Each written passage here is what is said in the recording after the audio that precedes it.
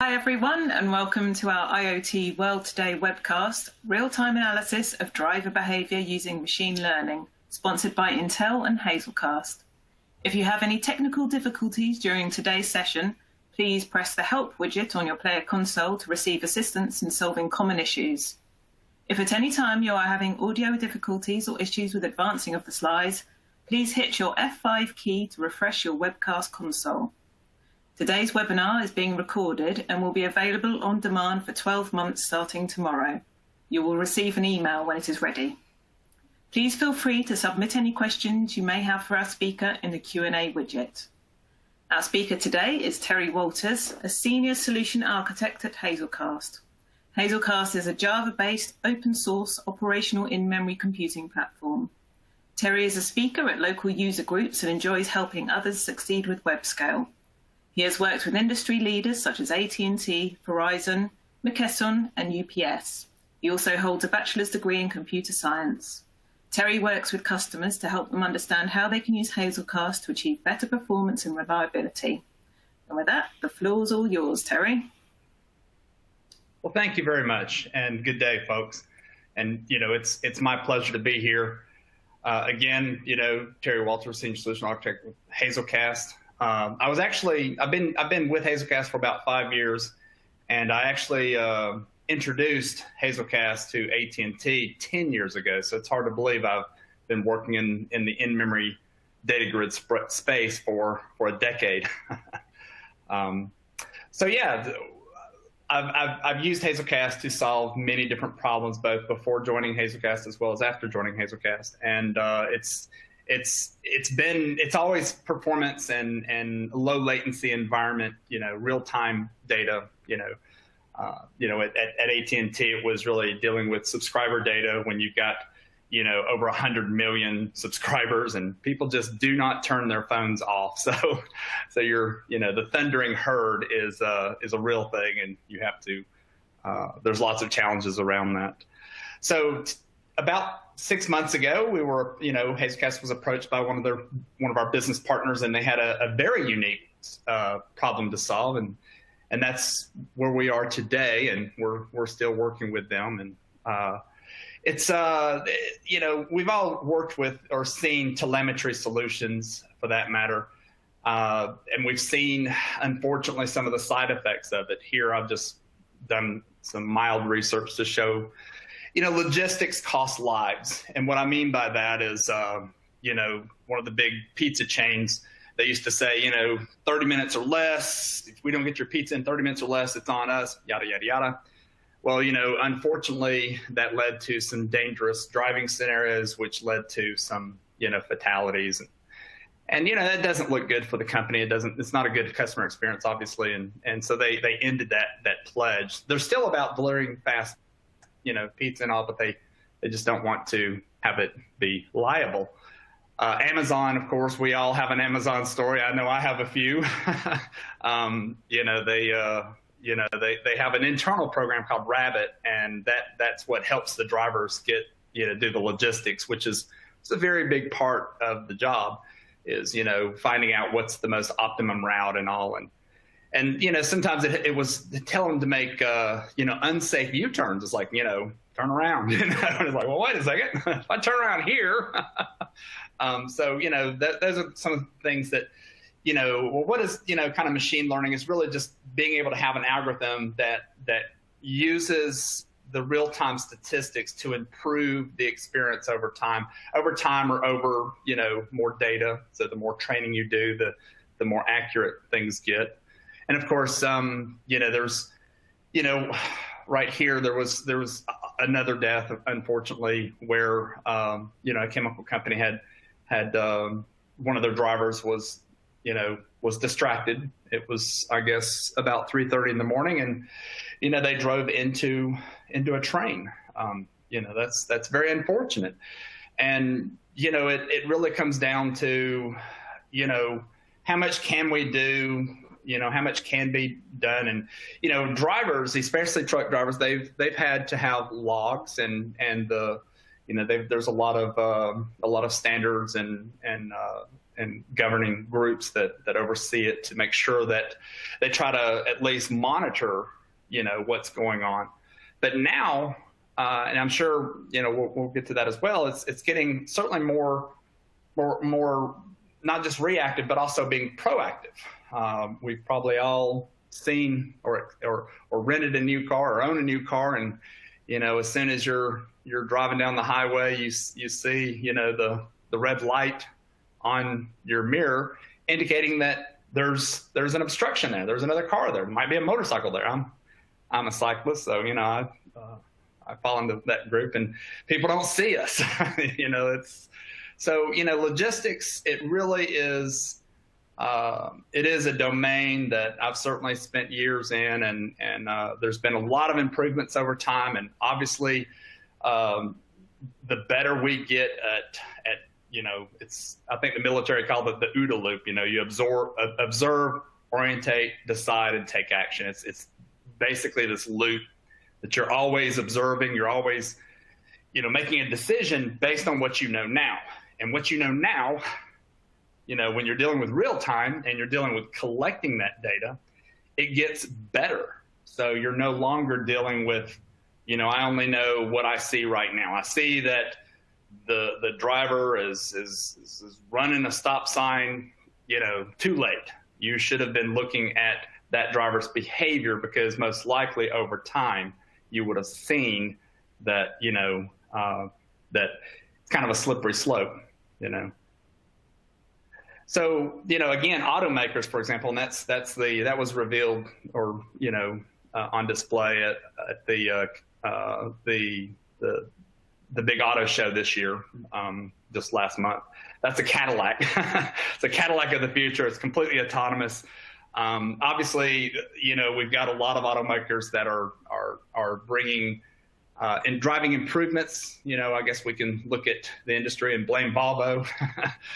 As soon as they put the airbag in, or the seat belt for that matter, going down the road of safety is there's a lot to that now. So you don't have to look far to see Tesla in the news. I guess, at least my experience, the first kind of autonomous was probably Lexus, or one of the luxury cars that provided parallel parking. You would pull up and it would use the backup cam, and it would put the car in the space for you. And back then it was really using sonic ping sensors, and it was using cameras, and just basically just kind of very mechanical. And then the sonic ping would tell you whether or not there was an obstruction or not, like the curb, things of that nature. And it went very slow. The Tesla, of course, was the first kind of that I'm aware of that kind of in the public space, where they pretty much brought maintaining a lane and doing autonomous driving. So their autopilot it steers the car. It looks at lane detection, and it'll maintain that location. It'll accelerate and brake based on your kind of your cruise control setting, and then also your, again, sonic ping into the vehicle or anything that's in front of you, any obstruction. And it basically it requires the driver to be active. And that's where they're not necessarily doing what GM and Volvo and BMW, some of the others do, where they look at even a 20-year-old car, for example, will have a sensor in the seat to say, hey, put your seatbelt on. Well, it's looking at the weight in the seat. Tesla's not doing that. Tesla's saying, okay, well, if there's weight on the steering wheel, then we know there's somebody there, because they're holding onto the steering wheel. Unfortunately, you can never really underestimate what humans will do. And in this case, I've seen a scenario that was in the news just a few weeks ago where someone had taken their water bottle and Velcroed it to the steering wheel. It's heavy enough to pass the sensor, but it's not heavy enough to actually turn the vehicle. So Tesla thinks that there's a driver. So they crawl into the back seat, and, well, the rest is on the news. GM, of course, they use Cruise, which is, I think, one of one of the director's names over there, but they play off of that. And they have Ultra Cruise coming up, which is very much on par with Tesla in that it does semi-autonomous driving, the same kind of thing. It's looking at lane, we'll get into that later, but it's looking at lane detection. Again, being able to apply braking in the case where, there's an obstruction or there's, we see traffic coming up. And that's a big one that BMW does. They call theirs traffic jam assistant, which effectively it means that while you're, we've all been there in traffic jams, and it can be stressful, but it's also, you have to pay attention, and, it's like, well, it's very monotonous, and you have to accelerate, stop. And that's where BMW sees the biggest gain, and that is, well, if the car can kind of inch along there for you, also from a reading, your environment perspective, it's pretty easy because you may have cars to your left, your right, in front of you, behind you, whatever the case is, and you can accelerate and brake kind of autonomously. It's like, I don't know if y'all saw the accident prevention that Tesla performed.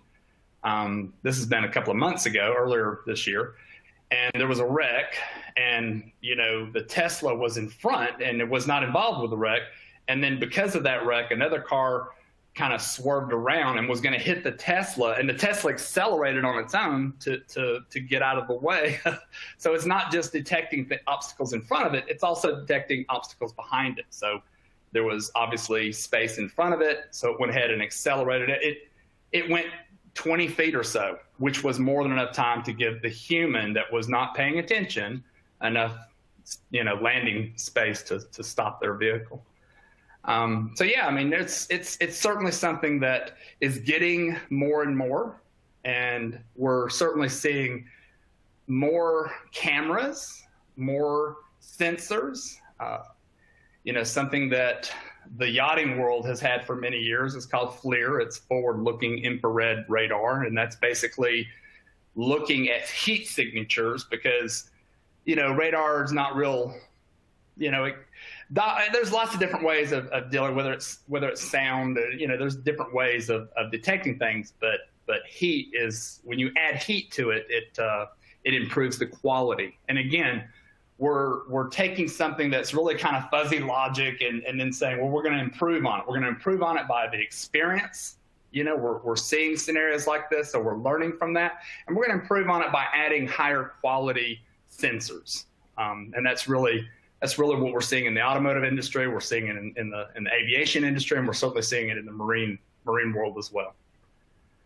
So again, maybe, I've solved lots of different problems for lots of different companies. Things like credit card processing, that's really probably, it is Hazelcast's #1 space is big banks. It's certainly, that's where caching needs, you need to be fast and very accurate. And that's really where Hazelcast prevails. I believe to this date, we're still the only CP subsystem out there. And that means that, it's one thing to take a database and make it distributed and using CAP, whether it's Mongo or Cassandra or Aerospike or whatever your choice is. But it's another thing to be able to offer not just availability, but also offer consistency. Now, this is a slippery slope, and there's always, with enough failures, we can break everything. But if you plan and the kinds of failures you're planning against, like a split brain, like your cluster splits apart, then you can actually provide some certainty.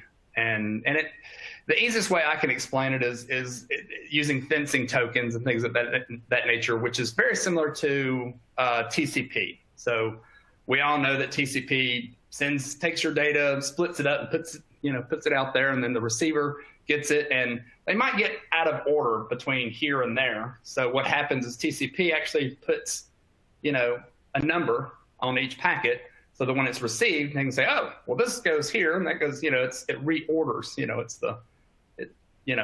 puts it all back in the right order, puts it back in the buffer, sends it back up to the application. The application, well, you put it in 1, 2, 3, and I got it in 1, 2, 3. It may not have gone across like that, but that's the way the end result is.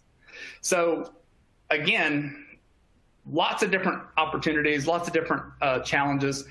But 6 months ago, we were approached by a business partner who had a customer. It's a prospect to us, a customer to them, that had a telemetry issue, and they wanted to be able to track, services and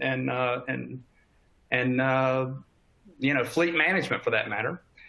So, 5G, of course, has brought CBRS, which is a citizens band radio service for those old enough to remember, CB. That is what it's based on, but it's not.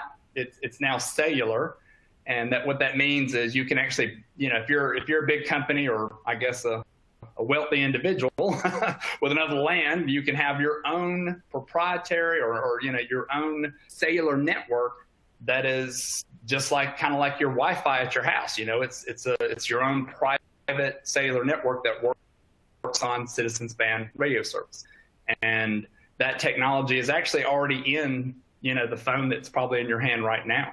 It's been out for a couple of years, and the price has come down on those. These phones are so sophisticated nowadays. It's you can actually get a cell phone for cheaper than you can get some of the proprietary modems to communicate. So when I looked at the problem, I was like, well, we worked with a pizza company before for their pizza tracking, and they were looking at proprietary hardware and all that, and it was very obvious that if you just use a phone, there's a lot of sophisticated sensors in there, and you've got a sophisticated network, and we've got plenty of space, meaning that if we lose connectivity, we can store it so it's cached, and when it reconnects, we can send all the data that that we weren't able to send before. So so we went with a phone app, so that made it quite easy from a developer's perspective, because you're able to use Java or use Swift, and be able to implement that. So what you're looking at there is the cell phone application, and that transmits basically sockets out to an application server, or a cluster, of course. And here, this is one of the prototypes, and that's actually my wife was the guinea pig, or the prototype, and as you can see from that center picture, you can see that I can actually tell where she parked, which door she went into that particular big box store, which aisle she went down, and which checkout aisle she went to. So in that case, we can see that we had a nice, highly accurate, GPS being sent back and forth. So now that we're receiving the GPS, we can see how fast they're going. We can see, are they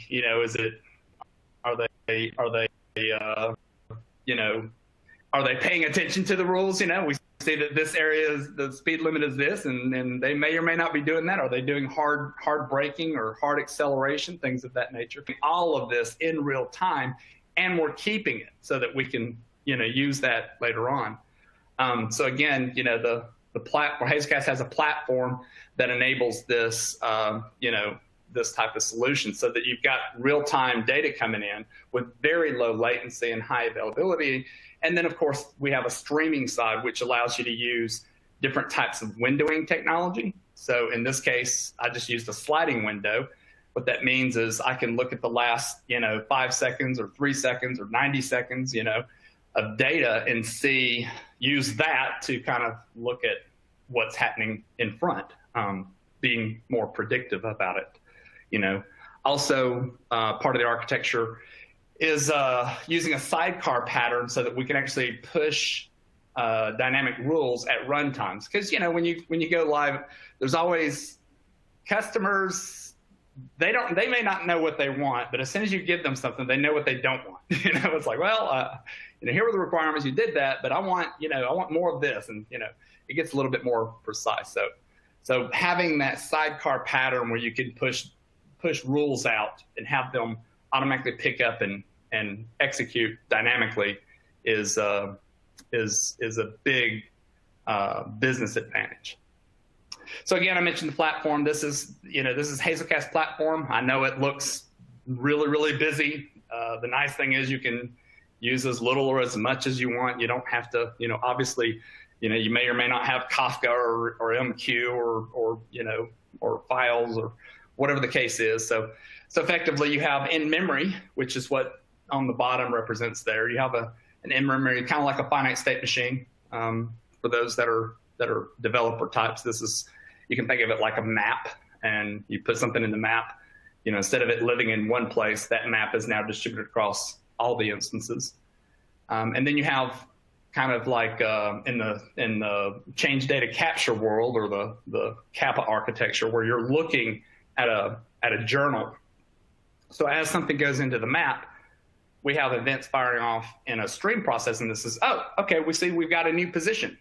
Well, give me, I see that, in the past 3 seconds, the position is, we've been accelerating faster, so what's in front of us, let's find them on the map and see what's in front of them. Is there a stop sign coming up? So again, the platform really brings you to the ability, being able to perform stream processing on real-time events. And, that is what Hazelcast has been about since I've been using it for 10 years now. It's very much real-time data oriented and very developer friendly. One of the main reasons why I introduced it at AT&T was because part of the AT&T developer test was like multi-threaded and map operations. So when I saw Hazelcast, the in-memory piece being, based on Java maps, I was like, well, wait a second. I won't have to teach hundreds of people. I won't have to use my lunchtime to teach a new API, because they already know it. It literally overrides, the hash map, and you can, instead of having a single map, it's now a distributed map. And things like, being, locking and things of that nature are kind of inherent. So you kind of, it removes a lot of ceremonious code. So that's kind of a theme to Hazelcast, and that is just making it simpler, and very low latency and performance for that matter. So yeah, this is the architecture that we went with.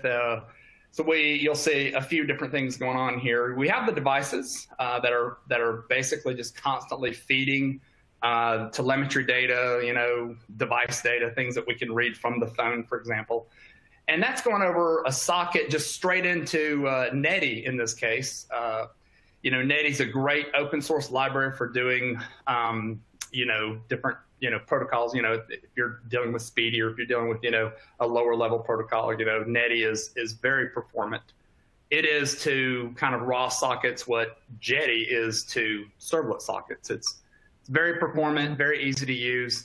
I really can't, speak enough good things about it. I've been using it for many years, and they've only gotten better over the years, just like Hazelcast. Hazelcast, of course, being the platform in there. So it's more of the higher level data. So the raw data comes off the sockets from the devices through Netty, and then we put those into more, more sophisticated objects that now mean something.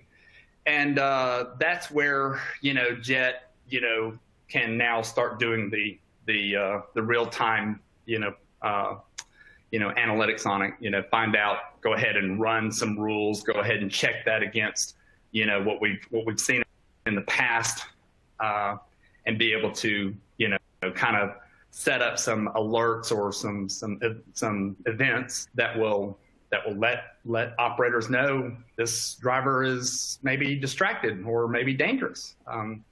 They've got so many speeding and going on, or maybe they've been doing hard braking, which means there's a good chance that they're not necessarily treating the equipment the most efficient way. It's funny, you can walk across parking lots and look at the fronts of cars and see who the hard brakers are, because their front wheels are always covered in brake dust. But what you see here is, of course, Jetty is being used. So Hazelcast, the platform, then you've got raw data coming in from the devices. Hazelcast doing the dynamic business logic and keeping things very scalable, very low latency.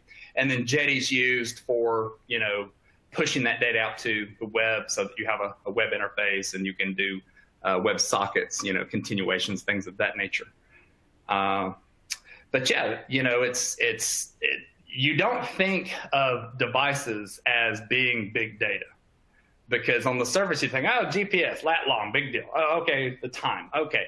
Oh, you mean we're getting, other sensors, a sonic ping sensor or the accelerometer, things of that nature. Oh, okay, well, they just start adding up, and next thing you know, you've got, 2 kilobytes per device per second. And as soon as you put it in those terms, it's like, oh, yeah, that does start mushrooming, does start growing very, very quickly, because you want obviously many devices over lots of time, because again, the whole purpose here is to improve your predictions, your projections over experiences. As we look at this driver's behavior and compare it to other driver behaviors. And you can do things like, set up, if in logistics, there's almost always a preferred route. Well, if you go this way, you're gonna catch more green lights, and overall, you're gonna have a better time. And that's something we can actually discover. We don't have to be wizards and say, oh yeah, I know the best route. No, you don't. The drivers may figure it out over time. More experienced drivers will do things differently than others. And then you can use the statistics and you can actually learn that over time and see which routes are more preferred. If they're going here and they've got to get to the other side of town, then we found that at this time of day that, they tend to, it's just a matter of being able to utilize the historical data to go forward and say, well, what can we do to improve the overall experience, not just your services being delivered or your products being delivered better, but also maybe less stress on the driver. At the end of the day, it is the human that we have to take care of, and that's why Tesla, I forgot how many cameras it's got, but it's dozens of cameras, and they're all looking at different I'm sorry, I'm just now starting to see my questions down here. Let me I apologize for maybe not answering some questions, but yeah. So there was a question. I'll just go back real quick to this. We've got how small of a memory footprint can Jet work with? That's a great question, and it's a single jar file, and the jar file's, I don't know, we'll say 12 megabytes or whatever, but the reality is that's not really what you're asking. What you're asking is how much materialized in the JVM are you going to use? So that's a slippery slope. So in this case, I'm using, these JVMs are using what we call HD, which, this is also part of Intel, and Intel has some great advancements around that. So to answer your question, it depends. It depends on the serialization technology you use, which, I'm a big fan of protocol buffers.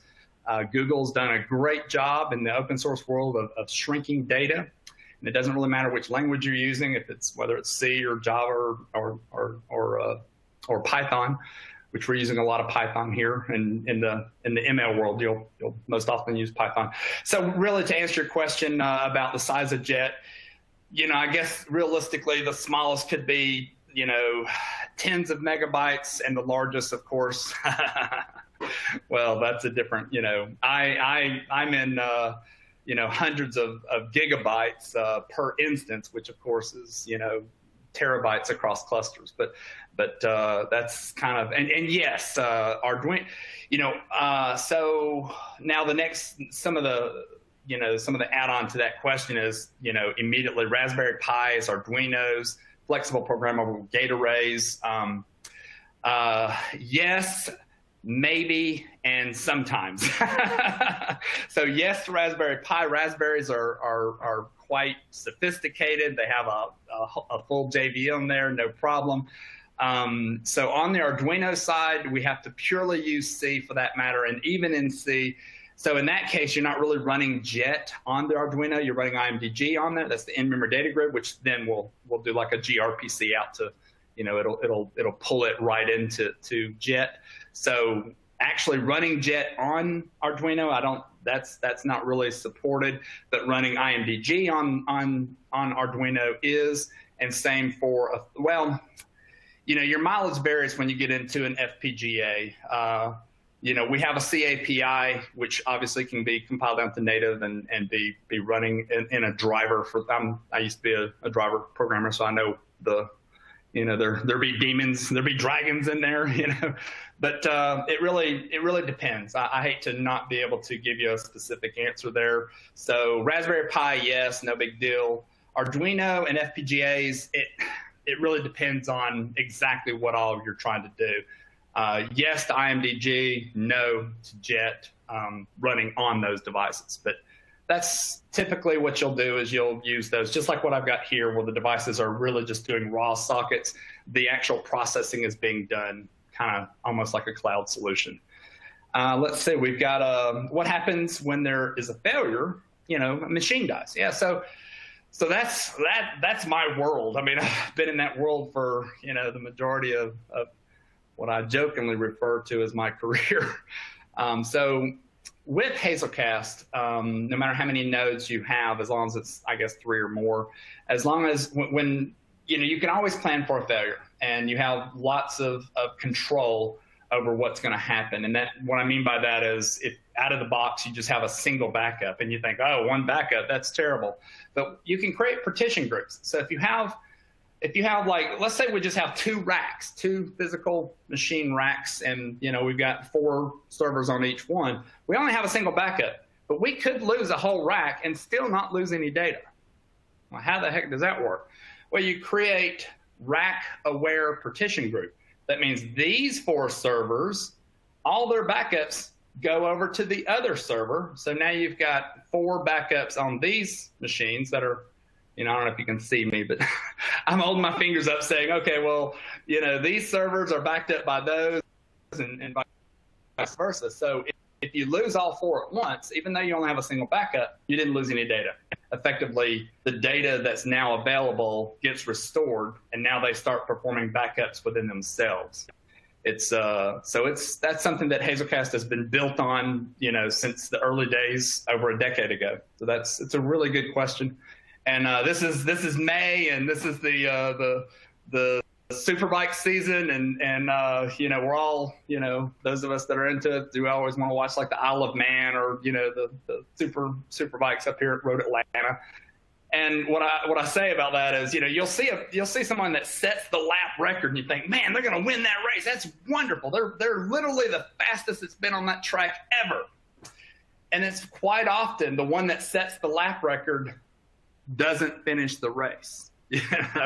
So that's not what you want. So Hazelcast, of course, it's the fastest, and it brings that fault tolerance to the table. It always is. Again, I'm not going to sit here and say it's magic, because it's absolutely not. You have to know what kind of failures you're planning for. JET can take a snapshot and restore to that snapshot, but if you don't know to take that snapshot, then you're going to restart that stream completely over, right? And if you don't record it at all, if you don't have it pulling like a CDC from a map, then your data may be lost. That's just the nature of the beast. But from an IMDG perspective, the data grid, of course, is its sole responsibility is to keep that data and make it always available.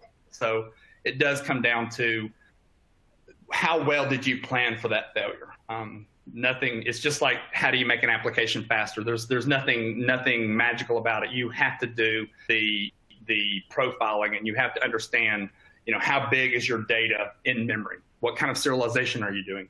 Are you returning the whole object every time, or are you returning just little parts of the object? Because those are the kind of optimizations you make that bring low latency into even under pressure. So what are some of the challenges when scaling the solution? Yeah, that's another really, really good question.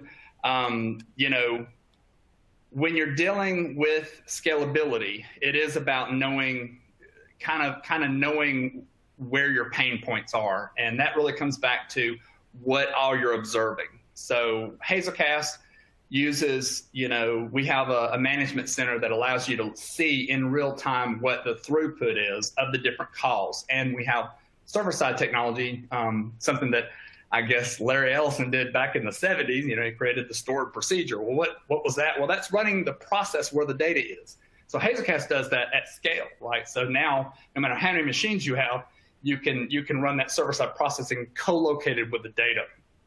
So some of the challenges there is really observing what your throughput is, and when it's not where you want it to be, understanding why it's taking as long as it is. And then in that case, it may be that you're trying to look at too much data, or the data that you're looking at is not co-located.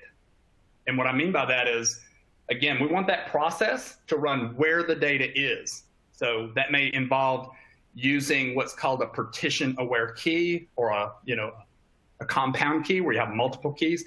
As long as you use the same keys in that process, it will be on the same machine. We don't necessarily allow you to control where data goes, because we do a hash code on it, right? And just like everyone, all the CAP theorem-based solutions, they are very good at just doing a consistent hashing of your data and distributing it across all the nodes. So the real challenge when it comes to scaling is being able to observe your latency, and being able to make modifications in the stack. I'm going to mention pipelining. That's really where you can take multiple calls and put them in one call. Back in the old days of enterprise Java, you would do something like a two-phase commit, a 2PC, or an XA, a distributed transaction, which is a great way to kill performance. So now, if you know that you're going to be performing, put, get, modify, and then modify or whatever, and then return on the way out, like a Lambda, for example, then that pipeline can be very, very efficient. And that's really what it comes down to. We certainly support, lots of languages. This particular project, I use, I guess, several different languages. We're dealing with Node on part of it, mostly on the web side, with a lot of JavaScript, using Rhino and React JS. Java, of course, in the middle, and some Swift and some Java on the phone side, and then of course Python. Python is the window into that's the sidecar, and that's where a lot of the magic happens. And that's where we integrate with OpenCV. OpenCV is I've given presentations on it over the past several years. I'll have a link later on that shows you a blog where we were doing classification using the CIFIR 10 data set or 100, whichever one you want to use. But basically, you train the model with tens of thousands of images, and then you classify it. And if it's a 10 set, then there's only 10 classifications. And I'll have a link to that later on. But these frameworks, and Keras is amazing. It's a wrapper for TensorFlow 2, of course, and it really makes it so that it's very quick. It's developer oriented, very much like Hazelcast, in that you're working right now. You're not having to set up a big framework, and you literally you instantiate it, make the call, and you're in business. Intel has been brilliant. We've always been very hardware agnostic until we see that we need to not be. And what I mean by that is SSL is a great example. So both Google and OpenSSL have made a lot of improvements. So we actually tie into that. So when Intel brings a faster, whether it's a gate array or Optane or something that we can use, we certainly customize the solution so that we are actually taking advantage of their performance that they bring to the table. In the case of Optane, we certainly have modified the stack so that if we're making a hot restart call, we're going out to disk, or in this case, it's memory. It's just battery backed memory that we're doing it through the Optane API. So I don't have the numbers in front of me, but I'll ballpark it and say we easily doubled our throughput. It may have been much higher than that, but I'll just be conservative and say we doubled our throughput for time to restore from disk by using Optane in that mode. I mean, obviously there's the two different modes. But yeah, so I mentioned sidecar deployment earlier. That means that, we've got, in this case, we're using Kubernetes, and we actually, we push new logic down, Python, and that logic is now applied to real-time data, and using a jet job, which is our orchestration. It's the real-time. Think of it like the Lambda that's executing on the data. So you have all these different stereotypes of data, whether it's events coming through. Events can be an input as well as an output, because you might have an event saying, device stopped. Okay, well, that's great. Well, what are the positions, And you might have positions obviously coming in, and you may be looking at the positions over a certain amount of time and then apply that, and then comes back and says, oh, they were speeding. Okay, well, we have a speeding event. Okay, that goes back.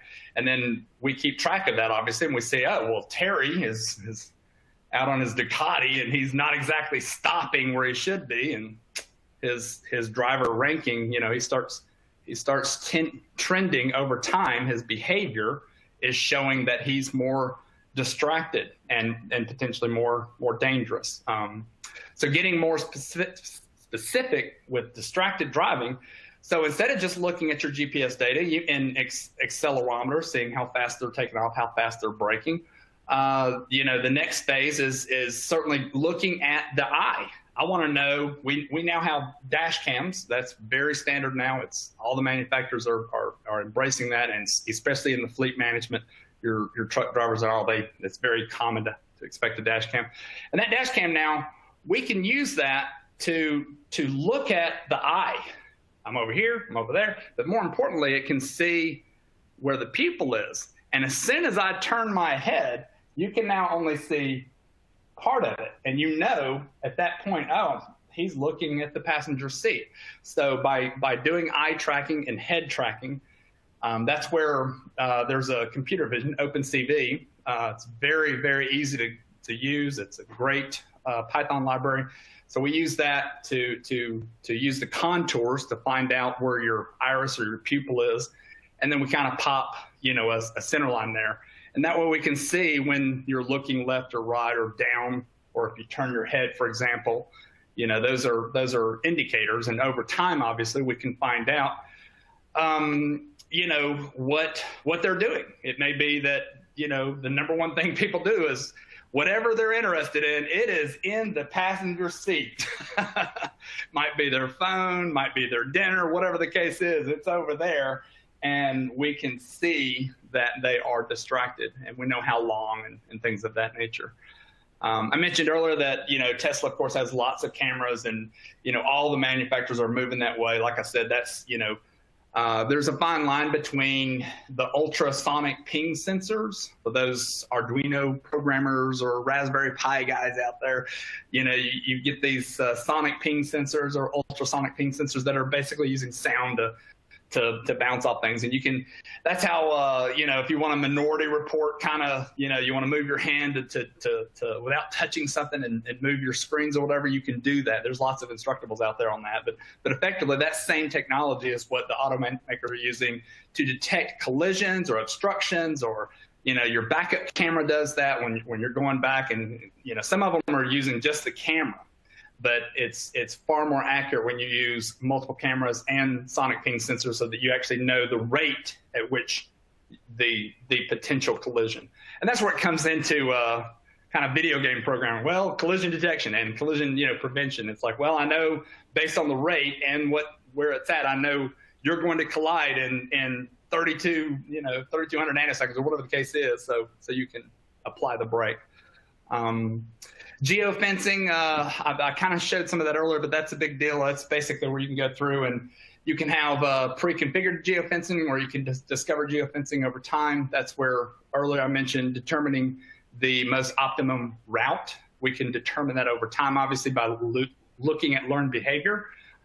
This driver, on average, does better time for this route, and we can look at, based on time of day and day of week and all that kind of stuff, we can look and see which route they're taking and obviously make that recommendation back. So that way the geofence could be preferred path versus a geofence that might say, well, you're carrying, a certain type of chemical that we don't want anywhere near, this other thing over here, basically have geofences for, stay out, don't go in there. And if they cross the geofence, then it. And geofences can be as simple as a stop sign. Okay, well, I see when they came in, I see when they went out. So at that point, that, where they, where they went in and out, and all the points in between, and you have the time.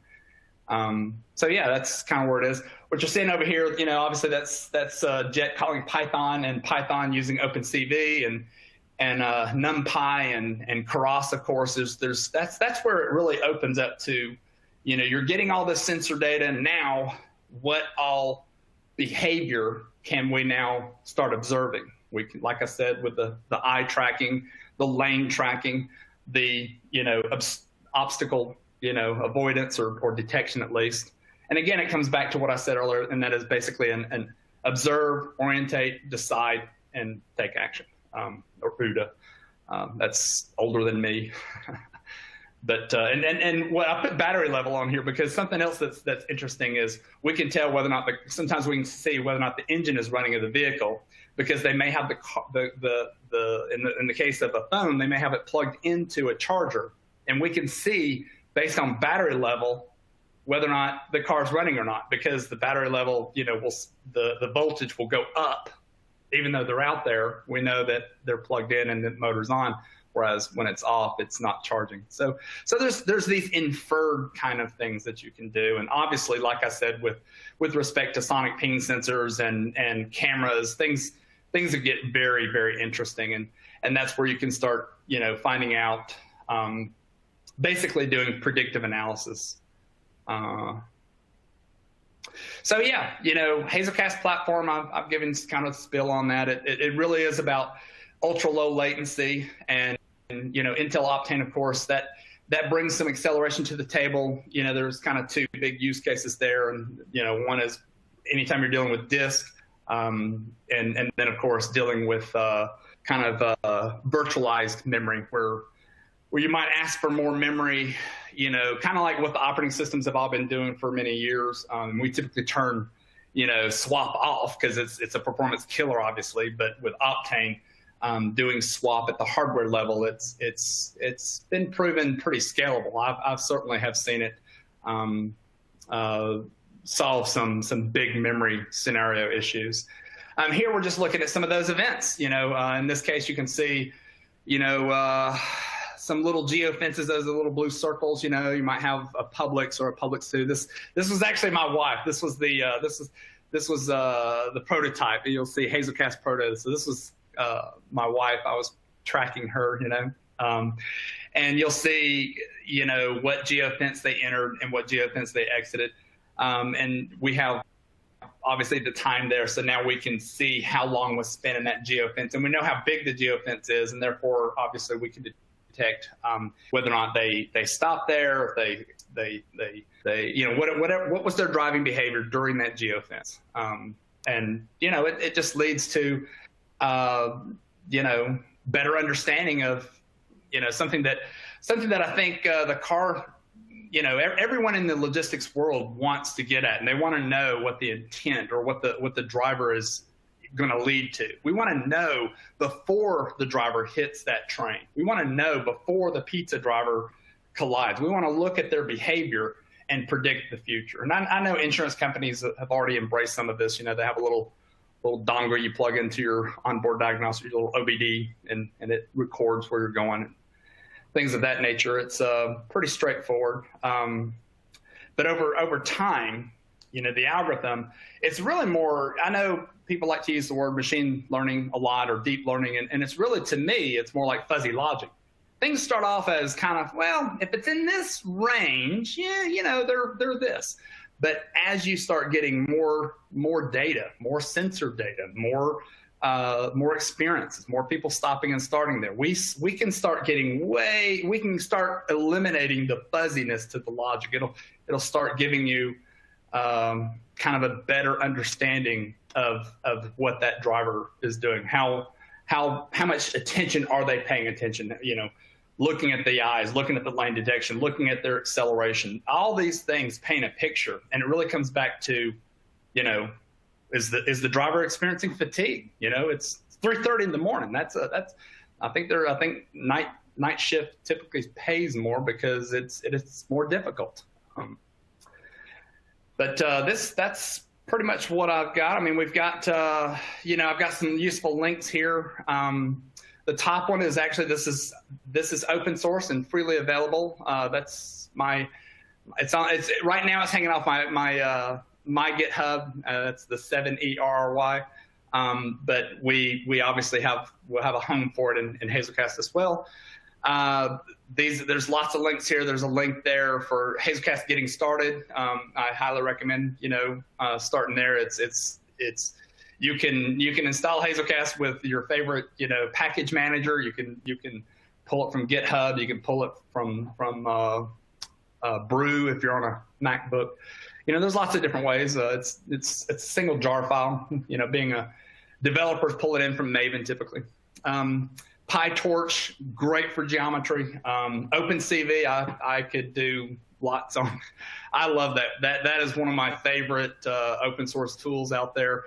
CV stands for computer vision. It literally lets you do contouring, looking at eyes, looking at lane detection. I mean, it's, you know, if you've ever had an interest in ray tracing or any of the kind of mathematical approaches to the real world, you'll find OpenCV to be lots of fun. Perceiver is exactly that. That's one of the cross examples, and I've definitely learned a lot through using that. It's a nice wrapper for TensorFlow too. It reduces. It's very developer focused. Like Hazelcast, you're just up and running much faster. I've got some Jet demo link in there. The real-time image recognition. 5Gs in there, and again, you know, I've done lots of blogs for Hazelcast, and one of them that I did several years ago was basically image recognition, and you know, it's so interesting to see how fast things develop, you know, and you know, I'm sure others are just as excited to see the cars driving themselves and learning from, you know, what's going on. Us, you know, humans can do the dumbest things at times, you know, but we can also get some things right. And I've been very, very impressed. So I think that's all I've got. We got any more questions? Thanks, Terry. That was great. I think you've answered all the questions as we've gone, which has helped smooth things along. But before we go, I'd like to thank Intel and Hazelcast for sponsoring today's event, as well as Terry for the informative presentation. Just a reminder that this webinar will be available on demand starting tomorrow, so please feel free to come back and review it. Have a great day, and thank you for joining us.